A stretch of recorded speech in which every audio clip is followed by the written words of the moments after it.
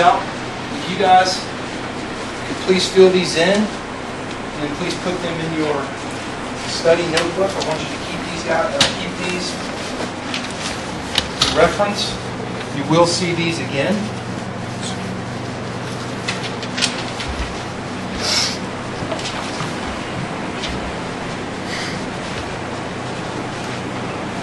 Is there any questions so far?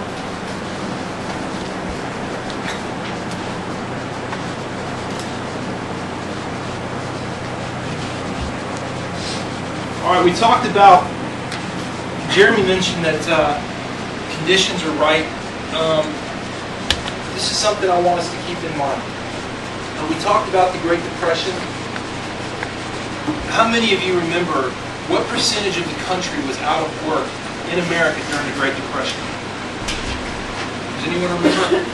25%. Very good, Dave. Very good. All right. Let's take what we know about America and let's see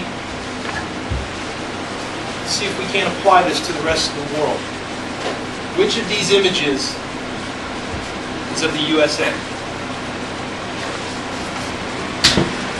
For those of you who think image A, please raise your hand. Okay, for those of you who think it's image B, please raise your hand. Okay. And what I found, this is America, and this is Germany. Okay.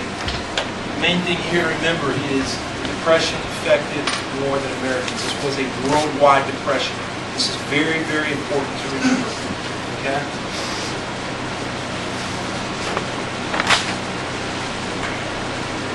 Economic factors. Well, there's 4. I want you guys to know that there are 4. You will need to know these for the SOL. Okay. Once again, just please follow along. The German Army. The easiest way for you guys, for us to see this, is the German Army was never entirely defeated after World War I. They felt betrayed, they felt embarrassed, and on top of this, they had to pay what we see here as reparations, okay, war debts. All right.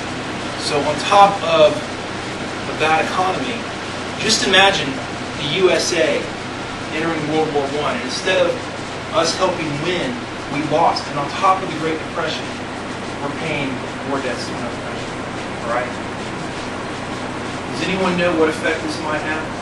What type of feelings would this evoke from us? Ryan, how would this make you feel? Depressed? Dr. Hicks?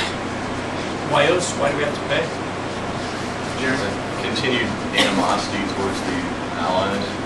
Absolutely. Absolutely. Not a healing process here, is there? Okay. Inflation. Okay. The Weimar Republic printed a bunch of money.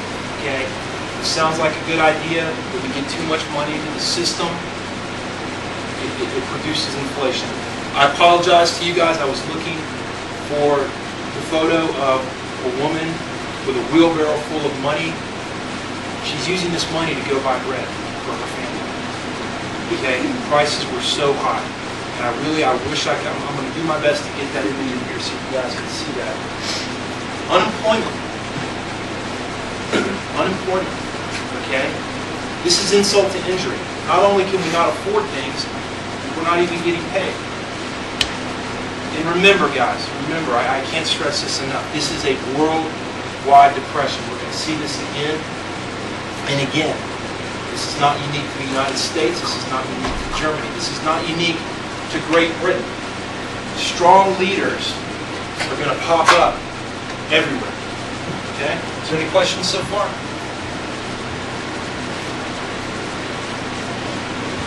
Effects. Well, we talked about the emotions that this would evoke from us. Remember, economic instability creates political instability. All right?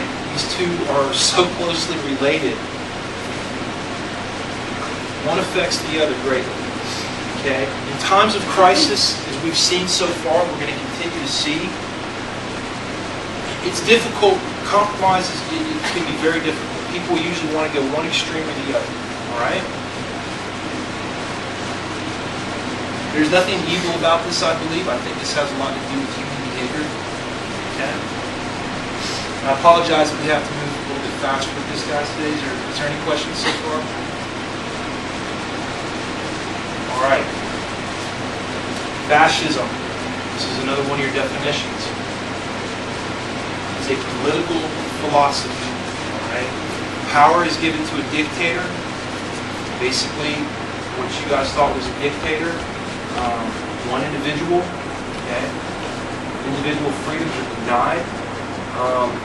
But you can't just take away people's freedoms. There has to be something in return. There has to be, do this for me, I'll do this for you. This is what we're seeing. All right? Nationalism is emphasized. And oftentimes it's easy, when we seek to blame a specific person or group, what is the word we often look for? You guys heard the term scapegoat? Yes. It's easier to do this when you have a scapegoat. Okay? A well-spoken leader. Yes, Should I have been writing this down?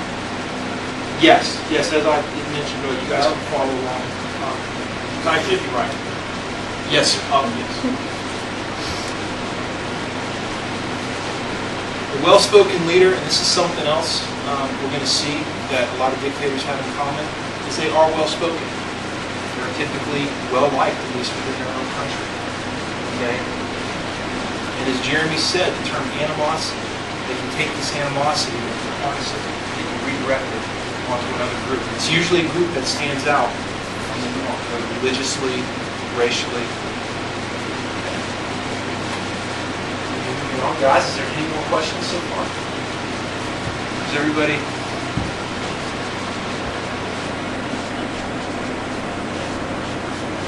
All right, what we're going to do